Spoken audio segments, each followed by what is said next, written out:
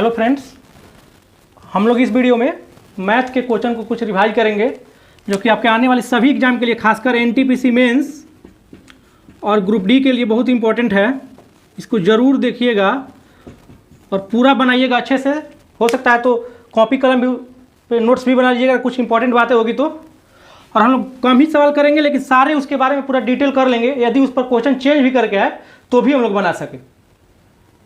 और यदि आप किसी और विशेष टॉपिक पर आपको जो कन्फ्यूजन वाला पॉइंट है, यदि आप उस पर वीडियो चाहते हैं तो हमें कमेंट कर दीजिए, जरूर हम उस पर बना देंगे, आपका कन्फ्यूजन दूर कर देंगे। चाहे किसी भी सब्जेक्ट से हो तो आप क्यूरी कर सकते हैं हमारे कमेंट बॉक्स में। हम आपको रिप्लाई जरूर करेंगे और साथ ही साथ उस पर आपका समाधान भी उसका किया जाएगा यदि आपका कोई भी कन्फ्यूजन है, कोई भी पॉइंट हो। तो चलिए हम देखते हैं। फर्स्ट सवाल है हमारा, x का न्यूनतम मान ज्ञात कीजिए जो 136 बटा x माइनस 4 को एक पूर्णांक बनाता है। देखिए, बहुत को एक पूर्णांक बनाता है। क्या कह रहा है? 136 बटा x माइनस 4 को क्या बनाता है? एक पूर्णांक। ऑप्शन क्या क्या हमारा? ऑप्शन है माइनस 132, 140, 72 और 268। वो भी क्या कह रहा था कि x का न्यूनतम मान यानी कि सबसे छोटा मान, स्मॉलेस्ट नंबर आपको बताना है। तो सबसे स्मॉलेस्ट नंबर आपको बताना है जो कि इसको क्या करते हैं? पूर्णांक यानी कि इंटीजर्स। जो इंग्लिश मीडियम के भी स्टूडेंट होंगे वो भी समझ सकते हैं, उसको हम इंग्लिश में भी करके थोड़ा सा बता देंगे आपको। इंग्लिश हिंदी मीडियम से मैथ में कोई दिक्कत नहीं होगा। तो इसको पूर्णांक बनाना है हमको। पूर्णांक बनाने के लिए दोनों कटना चाहिए। पूरा पूर्णांक के बारे में थोड़ा सा निकाल देते, उसको इंग्लिश में क्या बोलते हैं? इंटीजर्स। अब ये नहीं कह रहा है कि निगेटिव इंटीजर्स या पॉजिटिव इंटीजर्स, सिर्फ पूर्ण होना चाहिए, कंप्लीट नंबर होना चाहिए। तो ये दोनों को भी एक दूसरे से डिविजिबल विभाजित होना पड़ेगा तो नहीं पूर्णांक बनेगा। तो ऐसा कोई वैल्यू यहाँ पर रखेंगे जिसको रखने पर इससे दोनों एक दूसरे से कट जाए। और न्यूनतम भी होना चाहिए चारों ऑप्शन में, चारों ऑप्शन में न्यूनतम होना चाहिए। तो सबसे पहले छोटा तो ये है ना, तो इसको देख। निगेटिव में क्या होता है, माइनस में क्या होता है कि जितना आगे बढ़ते जाते हैं उतना ही छोटा वैल्यू होते जाता है। ये जीरो हो गया, इससे इधर धन पूर्णांक, इससे क्या होता है? ऋण पूर्णांक। और ये क्या होता है? न्यूट्रल, ना निगेटिव ना पॉजिटिव। जीरो क्या है? ना निगेटिव ना पॉजिटिव है। पूर्ण संख्या की शुरुआत किससे होती है? जीरो से होती है। और बाकी इससे हम जाएंगे तो धन पूर्णांक होगा। और धन पूर्णांक किसको बोलते हैं? प्रकृत संख्या को भी धन पूर्णांक बोलते हैं। तो ये सब मैं नंबर सिस्टम के वीडियो में आपको पूरा कंप्लीट जानकारी दिया हूँ, वो सब आप समझ सकते हैं, जाकर देख सकते हैं उसको। तो इधर निगेटिव में जितना आगे बढ़ेंगे वो छोटा होता जाएगा। तो इससे ये छोटा हुआ ना, निगेटिव में रहेगा तो जितना बड़ा होते जाएगा उसका वैल्यू उतना ही छोटा होते जाएगा।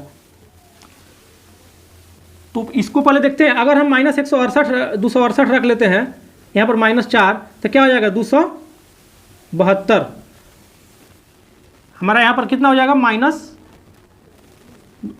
272। तो अब यहाँ पर -272 हो गया। तो अगर इससे कटाते हैं तो क्या होगा? कटेगा तो, लेकिन 2 मर्त में, लेकिन क्या आ जाएगा? 1/2। और क्या 1/2 पूर्णांक है? नहीं है, तो ये गलत हो गया। अब इसके बाद इसको चेक करते हैं। 136 बटा में -132 -4, यानी कि 132 बटा में -136 हमारा क्या? सॉरी, ये -136 था ना ऊपर, 36, तो ये -136। इसका वैल्यू क्या हो गया? -1, यानी कि -1 पूर्णांक हुआ, इसलिए हमारा आंसर ये हो जाएगा। देखिए, बेसिक कितना सवाल है, एकदम बेसिक है पूर्णांक। आप उसमें भी कंफ्यूज हो सकते हैं, इसलिए छोटे छोटे बातों को बिल्कुल ध्यान रखना है। अगर आप नहीं देखे वीडियो तो नंबर सिस्टम में जाकर देख सकते हैं, उसमें हम करेंगे। तो इसमें हम आपको होल नंबर के बारे में बता दिए, इंटीजर, निगेटिव, पॉजिटिव सब कुछ क्लियर कर दिए। इसी तरीक़े से छोटा छोटा जो भी होगा उसके रिलेटेड पॉइंट उसको भी मैं बताते चलूँगा। कम ही सवाल करेंगे लेकिन उसके सारे कंसेप्ट हम लोग क्लियर कर लेंगे। ये देखिए, एक बहुत मस्त सवाल पूछा है, इससे रिलेटेड हम आपको और जानकारी दे देते हैं। ये क्या कर रहा है? 5 की पावर 4 7 के कितने गुणनखंड सम होंगे? कितने गुणनखंड सम संख्याएं होंगी? तो हमारा क्या होगा? ऑप्शन दिया 280, 40, 320 और 84। तो देखिए, पहले गुणनखंड के बारे में हम समझते हैं कि गुणनखंड होता क्या है, फैक्टर होता क्या हमारा। वे सारी संख्याएं, गुणनखंड को वे सारी संख्याएं इंग्लिश में फैक्टर बोलते हैं, फैक्टर। वे सारी संख्याएं जो से उसको पूरी पूरी विभाजित कर दिए गए संख्या को उसका फैक्टर बोलेंगे। एग्जाम्पल लेते हैं, मान लीजिए हमारा 36 है, जो इसको पूरा पूरा डिवाइड कर देगा उसे हम उसका फैक्टर कहेंगे। तो 1 36 को डिवाइड कर देगा, 2 कर देगा, 3 कर देगा, 4 भी, 6 भी, 9 भी, 12 भी, 18 भी और स्वयं 36 भी। इसके अलावा कोई ऐसा नंबर नहीं होगा जो इसको पूरी पूरी कंप्लीट डिवाइड कर सके। तो इसका क्या हो गया, ये हमारा हो गया फैक्टर। ये सारे इसके क्या हो गए, 36 के फैक्टर कितने हुए, 1 2 3 4 5 6 7 8 और 9। तो 36 के फैक्टर कितने हुए, 9 हुए। लेकिन हमको फैक्टर नहीं पूछ रहा है, क्या पूछ रहा है, कितने गुणनखंड ऐसे हैं जो सम संख्या होगी, यानी कि इवन फैक्टर पूछ रहा है। तो चलिए इसके बारे में हम 3-4 सवाल इसमें बना लेते हैं। पहले एक एग्जांपल से इसी से समझते हैं, उसके बाद इसको क्लियर कर लेंगे। तो यदि हमको नंबर ऑफ फैक्टर पूछता, नंबर ऑफ फैक्टर, गुणनखंड की संख्या पूछता, नंबर ऑफ फैक्टर, तो क्या करते हैं, इसके लिए उपाय बताते हैं। सबसे पहले आपको अभाज्य गुणनखंड निकालना सीखना होगा। अभाज्य गुणनखंड की संख्या, अभाज्य गुणनखंड का संख्या। विषम गुणनखंड भी पूछ सकता है आपसे, विषम गुणनखंड की संख्या, और आपको सम गुणनखंडों का भी संख्या पूछ सकता है, सम का है, यानी कि इसके कितने अभाज्य गुणनखंड होंगे, कितने कुल गुणनखंड होंगे, कितने विषम गुणनखंड होंगे, कितने सम गुणनखंड। इस पर 4 सवाल पूछ सकता है। एक दिया हुआ है, बाकी 3 मैं बता दे रहा हूं ताकि इस पर आधारित कोई और प्रश्न भी आ जाए तब क्लियर, क्योंकि आ चुका है तो हो सकता है दे दे, बिल्कुल देगा ही। तो अब जरूर देखिए इसको, समझिए। तो सबसे पहले हम अभाज्य गुणनखंड निकालना करेंगे। अभाज्य गुणनखंड सबको आता होगा। अभाज्य गुणनखंड मतलब उसको ऐसे तोड़ना है कि अभाज्य संख्या ही उसके गुणनखंड में सिर्फ आए। तो 36 को तोड़िए, 2 से 18, फिर 2 से 9, फिर 3 से 3, यानी कि इसको हम क्या लिख सकते हैं, 2 2 बार है, 2 के पावर 2, 3 भी 2 बार है, 3 के पावर 2, 2 2 बार है तो 2 के पावर 2 लिख सकते हैं, 3 2 बार है तो 3 के पावर 2 हम लिख सकते हैं। तो हम क्या करते हैं कि 36 को ऐसे लिख सकते हैं, इसको मिटाइए।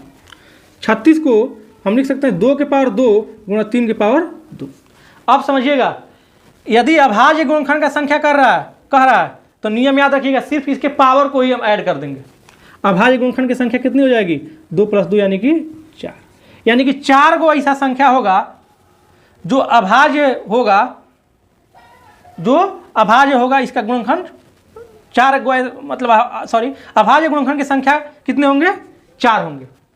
अब अगर पूछेगा कि कुल गुणनखंड की संख्या है, फिर गुणनखंड की संख्या पूछ दे तो हम कैसे निकालेंगे। उसके लिए नियम है कि आप पावर में एक ऐड करके और गुणा कर दीजिए। क्या करेंगे हम, पहले क्या करेंगे कि अभाज्य गुणनखंड निकाल लेंगे, इसका अभाज्य गुणनखंड फैक्टर के रूप में और पावर के रूप में लिख लेंगे। और ध्यान देना कि नीचे वाला ये अभाज्य ही होना चाहिए, अभाज्य संख्या ही। तो अभाज्य संख्या 2 और 3 है ही, तो पावर में क्या करेंगे हम, एक जोड़कर, 2 में 1 जोड़ देंगे, इस 2 में भी 1 जोड़ देंगे, जोड़ के गुणा कर देंगे, यानी कितना हो गया, 3 और 3 यानी कि 9। अब चलिए 9 हो गया। अगर आपसे गुणनखंड की संख्या पूछता तो 9 कर देते, भाई गुणनखंड पूछता तो ऐसे नियम है। अब विषम गुणनखंड पूछेगा तो कुछ नहीं करना है, सिर्फ पावर में 1 जोड़ देना है, पावर में 1 जोड़ देना है, यानी कि विषम गुणनखंड की संख्या कितनी हो जाएगी, 3। विषम गुणनखंड की संख्या कितनी हो जाएगी, 3। तो अब बताइए, आपको कुल गुणनखंड मालूम है 9 और विषम गुणनखंड मालूम है। संख्या तो 2 तरह का हो सकता है, या तो सम होगा नहीं तो विषम होगा। अगर पूर्णांक संख्या में, धन पूर्णांक में, प्राकृतिक संख्या में चलेंगे तो 2 तरीका से हो, या तो सम होगा नहीं तो विषम होगा। तो अगर 9 कुल है गुणनखंड उसका, इसमें सम और विषम दोनों है, और इसमें से 3 विषम है, तो सीधे क्या करेंगे, 9 - 3 6 हमारा आंसर हो गया। इस तरीके से आराम से कर लेंगे हम। तो 4 तरह का सवाल हम समझ गए। अब इस क्वेश्चन पर अप्लाई करते हैं। 36 का गुणनखंड हम निकाले थे ना, ऐसे नियम से डायरेक्ट वीक 1 2 3 4 6 9 12 18 36, इसको जोड़िए तो 1 2 3 4 5 6 कितना हो गया, 9 गो ही हो गया। तो फिर से एक बार समझिए, गुणनखंड का अगर संख्या निकालना होगा तो पावर में 1 जोड़कर गुणा कर देंगे। अभाज्य गुणनखंड की संख्या निकालना होगा तो सिर्फ पावर को हम जोड़ देंगे, लेकिन अभाज्य केवल गुणनखंड की संख्या निकालना रहेगा तो पावर में 1 जोड़कर गुणा करेंगे। विषम गुणनखंड की संख्या निकालना रहेगा तो सिर्फ विषम संख्या को लेंगे और उसमें 1 जोड़ देंगे पावर में, तो 3 हो गया। अब सम का निकालने के लिए हम गुणनखंड की संख्या में से इस विषम को घटा देंगे तो हमारा सम निकल जाएगा।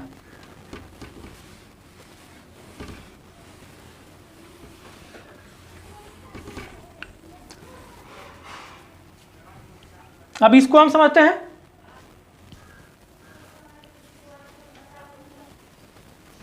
तो क्या था, इसको ऐसे करेंगे ना। अब इस पर उस नियम को हम अप्लाई करते हैं, कैसे होगा। ऑप्शन हमारे सामने था, तो हम क्या बताएं, इसमें 3-4 तरह से सवाल पूछ सकते हैं। मान लिया अभाज्य गुणनखंड का संख्या निकालना होगा, तो बताइए क्या होगा अभाज्य गुणनखंड का संख्या। तो अभाज्य गुणनखंड का संख्या हम बताया कि सिर्फ सारे पावर को जोड़ देना है। 7 + 3 पावर में है, इसके पावर में क्या है 4 है, इसके पावर में 1 है। लेकिन ध्यान देना है कि आधार जो है चारों अभाज्य संख्या ही होना चाहिए। अभाज्य संख्या, रूट संख्या, प्राइम नंबर एक ही चीज़ है, उसके बारे में हम बताएं आपको। नंबर सिस्टम वाला वीडियो देख लीजिएगा। जो 1 और स्वयं के अलावा कटे उसी को अभाज्य बोलते हैं ना। तो अब चलिए पावर में क्या करेंगे, सबको जोड़ लेंगे। 7 × 3 = 10, 10 × 5 = 15। ये क्या हो गया हमारा अभाज्य गुणनखंड का संख्या हो गया। अगर केवल गुणनखंड का संख्या पूछे, गुणनखंड का संख्या या गुणनखंड को भाजक भी बोलते हैं, डिवाइजर या फैक्टर की संख्या, तो हम क्या करेंगे, सबके पावर में 1-1 जोड़ के गुणा कर देंगे। 1-1 जोड़ के गुणा कर देंगे। तो ये क्या हो गया 8 × 4 × 5 × 2, 8 × 32। अब 32 में 10 से गुणा कर देंगे 320। 320 हो गया। अब क्या करें, ये तो हमारा 320 हो गया कुल गुणनखंड की संख्या।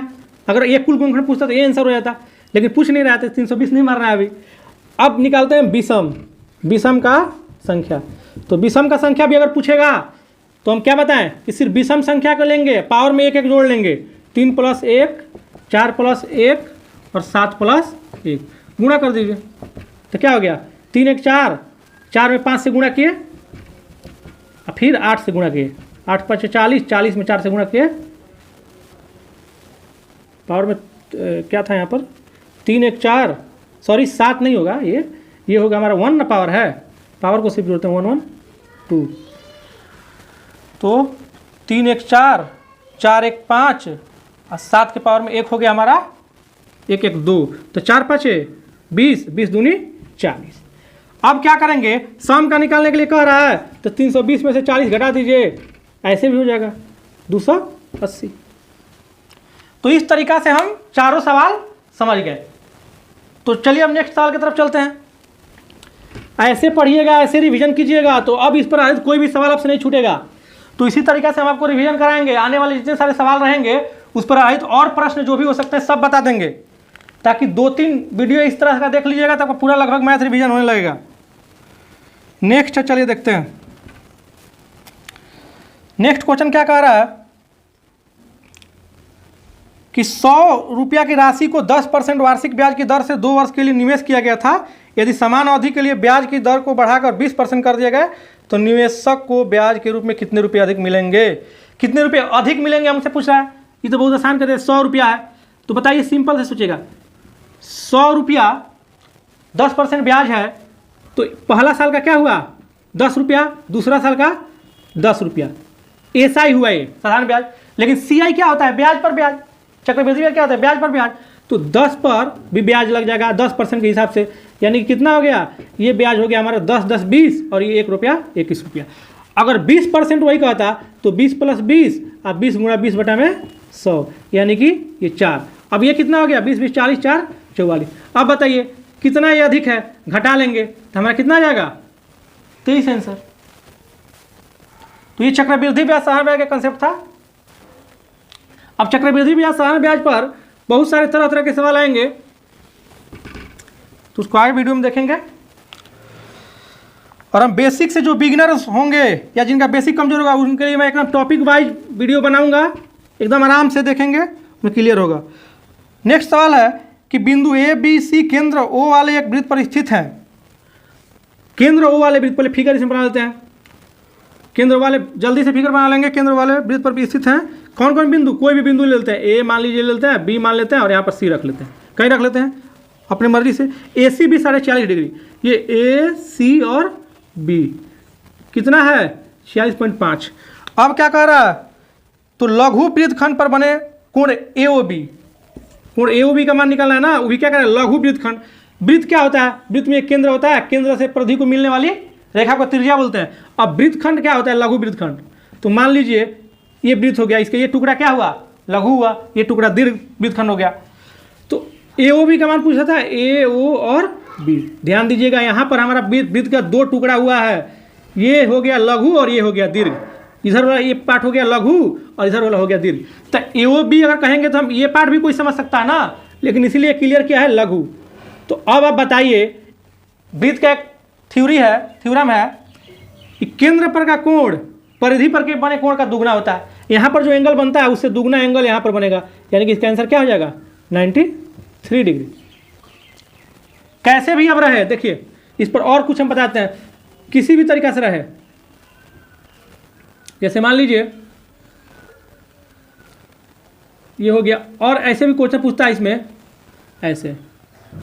तो अब एक और प्रमेय है कि कोई भी एक चाप से बने एक ही तरफ के सारे एंगल बराबर होते हैं। जितने सारे एंगल बनेंगे सब बराबर, ये एंगल तीनों एंगल क्या हो जाएगा हमारा, बराबर होगा। तो इस तरीके से वृत्त के बहुत सारे थ्योरम है। तो ये जो किस थ्योरम पे था कि केंद्र पर का कोण परिधि पर के कोण का दुगना होगा। नेक्स्ट सवाल देखते हैं, कुछ ही सवाल करेंगे लेकिन उससे रिलेटेड सारी बातें कर लेंगे तो क्लियर होगा। और नेक्स्ट है sin x minus 3 cos x equal to √3 cos x। तो cot x का मान बताना है, cot x का मान बताना था। अब चलिए cos दिया हमारा ना, अब cot का मान पूछ रहा है। तो cot लाने के लिए एक बात बताइए, अगर इधर sin से हम डिवाइड कर देते हैं, या फिर एक तरफ कर लीजिए, एक तरफ sin को कर लीजिए, एक तरफ cos को कर लीजिए, तो 3 cos x हो गया। अब cos x कॉमन है तो cos x कॉमन ले लेते हैं, और √3 भी दोनों में हो जाएगा, क्योंकि 3 में √3 गुणा √3 का वैल्यू क्या आता है, 3 आता है ना। तो हम क्या करेंगे फिर, √3 को कॉमन निकाल लेते हैं, √3। तो यहाँ पर क्या बच जाएगा, cos x भी कॉमन निकल गया, तो 1 बचा, 1 प्लस √3। अब इधर sin x। अब बताइए cos x में अगर sin x से भागा देते हैं तो इधर क्या बचेगा, sin x जगह पे 1 हो गया, इधर क्या हो गया cot x, तो √3 इंटू 1 प्लस √3। तो cot x का वैल्यू क्या हो गया, √3, सॉरी ये 1 बटा में हो जाएगा हमारा √3 इंटू 1 प्लस √3। यही हमारा आंसर हो जाएगा। तो ये ट्रिगो के सवाल थे, cot x, sin x, cos x, इन सब के बारे में, और इसका वैल्यू भी आप लोग जरूर याद रखिएगा। अब इसी पर मान लिए tan भी करके चेंज कर सकता था, sin cos दे करके tan का भी वैल्यू पूछ सकता था, cos की जगह पे sin रख देता, तो उसको भी हम निकाल लेते। नेक्स्ट सवाल है,